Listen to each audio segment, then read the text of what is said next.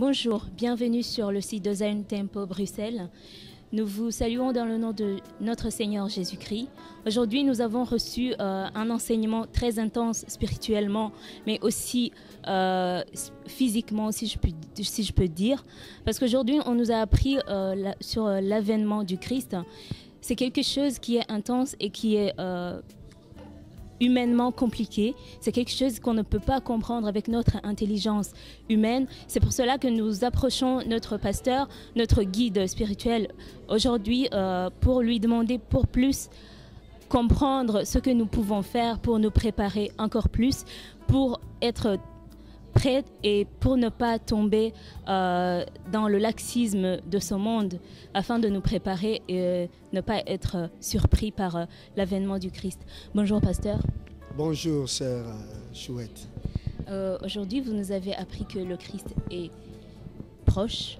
Nous voyons les signes, nous voyons comment le monde évolue et en tant que bon berger, vous nous avez appris sur l'avènement du Christ. Mais c'est quelque chose qui est vraiment compliqué et beaucoup de chrétiens pensent que c'est fictionnel. Ils ne croient pas vraiment en ce que le Christ va venir, ce que les chrétiens vont monter. Est-ce que vous pouvez nous expliquer en quelques mots, simplement, les mots que tout le monde peut comprendre, qu'est-ce que l'avènement du Christ? Comment nous pouvons nous y préparer? Merci beaucoup pour la question. Je crois que nous avons tous suivi l'enseignement avec beaucoup d'intérêt.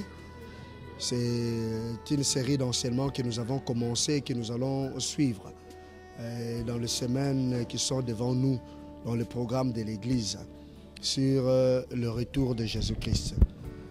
Ce retour de Jésus-Christ est réel parce que nous croyons à la Bible. La Bible ne nous cache pas sur le retour de Jésus-Christ et Jésus-Christ non plus n'a pas caché son retour. Il nous a demandé de nous préparer car nous ne connaissons ni les jours ni l'heure de son retour. Les anges qui étaient à Paris aux apôtres, le jour où le Seigneur était enlevé au ciel, ils ont dit: Galiléens, cet homme que vous avez vu partir, de la même façon vous l'avez vu partir, de la même façon qu'il reviendra. Donc le retour du Seigneur Jésus-Christ est réel. Si nous croyons à la Bible, c'est vrai, cela va arriver. Seulement nous ne connaissons pas les jours ni l'heure et nous devons nous préparer en conséquence. Pour nous préparer en conséquence, Jésus-Christ nous a demandé de prier à tout moment, de ne pas nous laisser emporter par la distraction qui est dans le monde.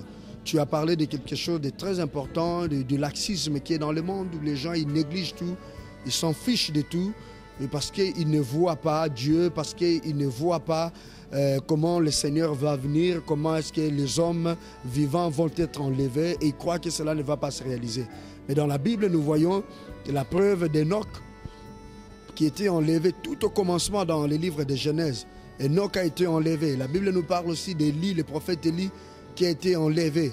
Et nous voyons Jésus-Christ, après sa résurrection, il a été enlevé. L'histoire reconnaît l'existence de Jésus-Christ. Mais on ne peut pas nous montrer les os de Jésus-Christ. Où est parti Jésus-Christ? Il est parti où? Si nous allons aujourd'hui en Israël, on va voir les tombeaux de David. On peut voir les tombeaux de Rachel, on peut voir les tombeaux d'Abraham.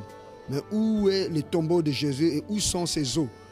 Nous voyons qu'il y a eu un tombeau, nous savons, les gens visitent un tombeau, mais c'est un tombeau qui est vide. Où est parti cet homme?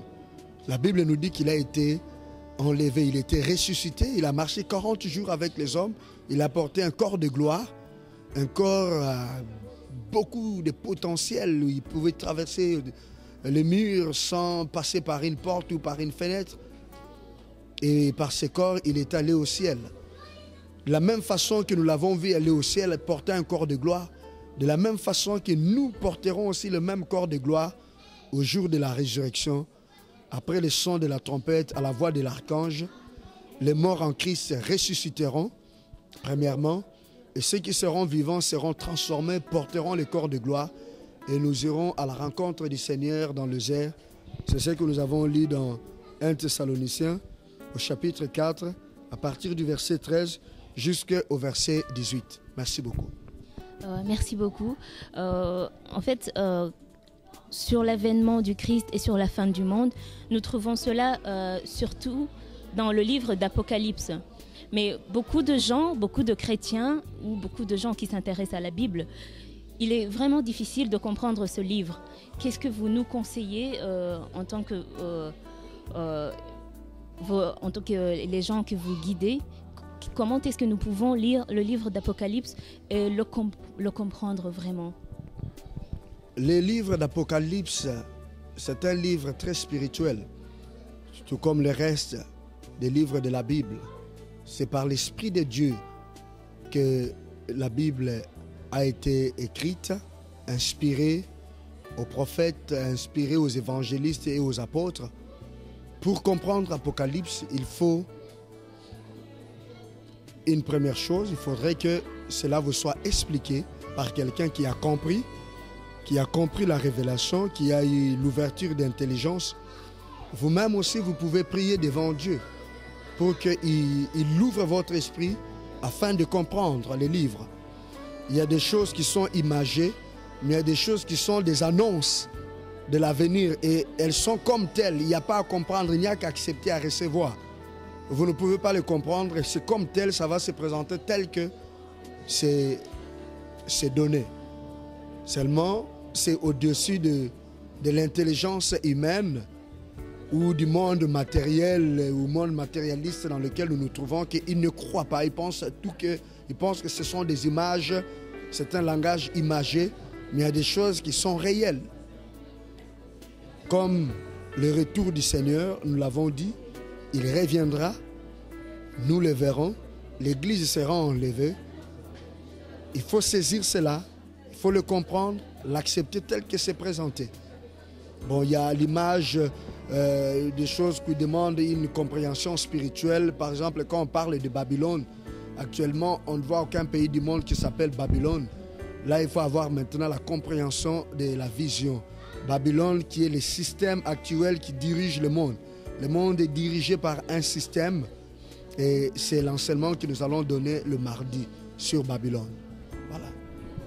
Merci beaucoup. Donc le rendez-vous est pris. Je vais passer le micro à mon confrère qui a aussi 2 ou 3 questions. Et ne ratez pas les enseignements de mardi et de vendredi, ainsi que de dimanche. Merci beaucoup.